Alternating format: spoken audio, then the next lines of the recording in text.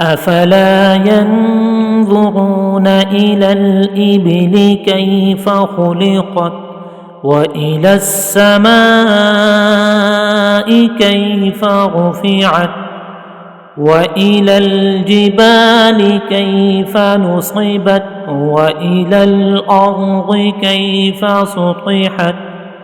فذكر إنما أنت مذكر لست عليهم بمسيطر إلا من تولى وكفر فيعذبه الله العذاب الأكبر إن إلينا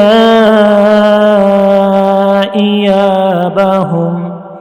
ثم إن علينا حسابهم.